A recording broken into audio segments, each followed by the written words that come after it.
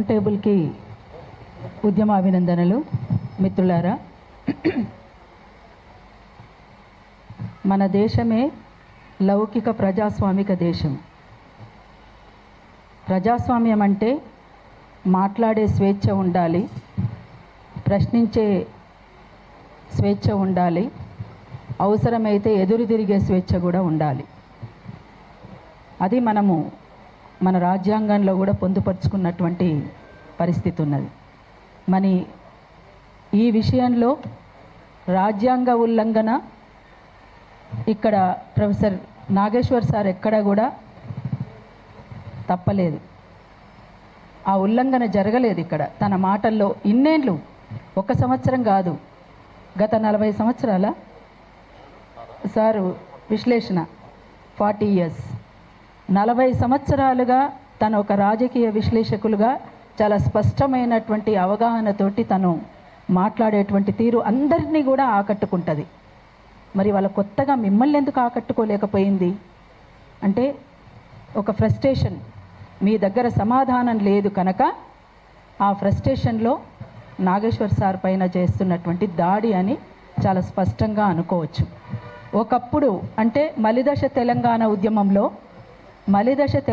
ఉద్యమంలో Osmania క్యాంపస్లోని arts college సాక్షిగా జరిగినటువంటి పెద్ద విద్యార్థి గర్జనలో అక్కడ అప్పుడు ప్రజారాజ్యం పార్టీ, నవ తెలంగాణ పార్టీ అందరూ కూడా ఇక్కడే ఉన్నటువంటి పృథ్వీ కూడా ఆ వేదిక మీద అందరము ఉన్నాం, నాతో సహా ఉన్నప్పుడు తెలంగాణకు చాలా స్పష్టంగా అనుకూలంగా మాట్లాడినటువంటి వ్యక్తి పవన్ కళ్యాణ్.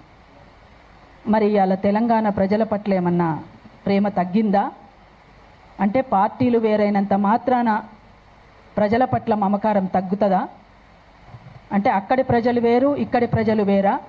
ప్రజలు ఎక్కడున్నా ప్రజలే, పెట్టుబడిదారులు ఎక్కడున్నా పెట్టుబడిదారులే. అందుకని ఇవాళ తెలంగాణలో ఇంకా ఆంధ్ర పెట్టుబడిదారుల యొక్క పెత్తనం కొనసాగుతున్నటువంటి మాట వాస్తవం. అసలు తెలంగాణ రాష్ట్ర సాధన కోసం మనం చేసినటువంటి పోరాటమే వాళ్ళ పెత్తనం ఉండకూడదని, ఎవరి పెత్తనము ఎవరి మీద కూడా ఉండడానికి వీల్లేదు. ఇవాళ ఇక్కడ మొత్తంగా వాళ్ళ పెట్టుబడిదారులే ఇక్కడ పెట్టుబడులు పెట్టడం, ఇక్కడ మొత్తంగా ఇక్కడ ఉన్నటువంటి ఆస్తుల్ని వాళ్ళు అనుభవించడం అనేటువంటిది చాలా స్పష్టంగా కనబడుతున్నటువంటి తీరు. అయితే అదొక అంశం. అయితే ఇవాళ ప్రొఫెసర్ నాగేశ్వర్ సార్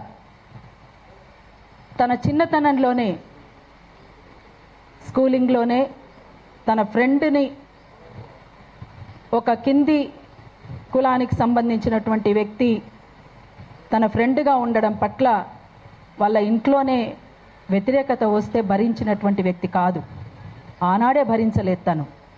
ఇప్పటికీ కూడా కింది కులాల పట్ల ప్రేమ, సమాజం పట్ల బాధ్యత కలిగినటువంటి వ్యక్తిగా మనం చూస్తాం. మరి మీకు కొత్తగా ఎందుకు నాగేశ్వర్ సార్ విషయంలో ఏ కోణం కనిపించిందని తన మీద దాడి చేయడము, తనను అరెస్ట్ చేయాలనుకోవడము, నోరు మూసుకో అని మాట్లాడడము, ఇవాళ ఇంత ఇబ్బందికరంగా ఒక ప్రొఫెసర్ పట్ల ఎందుకు ఈ రకంగా మీరు చేస్తున్నారు అనేటువంటిది ఒక పెద్ద ప్రశ్న.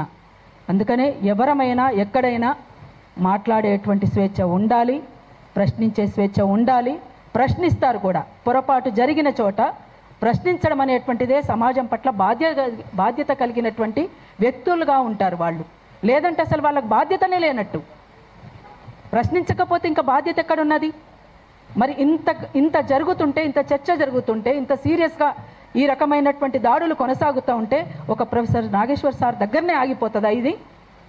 ఇది ఈ రకమైనటువంటి మొదలైనవి అంటే ఎక్కడి దాకానైనా పోతాయి ఇవి. అందుకని ప్రపంచంలో మొత్తంగా ప్రపంచ స్థాయిలో ఉన్నటువంటి నాగేశ్వర్ సారు యొక్క తన విశ్లేషణను ఎవరెవరు ఎంతకాలం నుంచి చూస్తున్నారో ప్రతి ఒక్కరు కూడా స్పందించాల్సినటువంటి అవసరం ఉన్నది దీని మీద.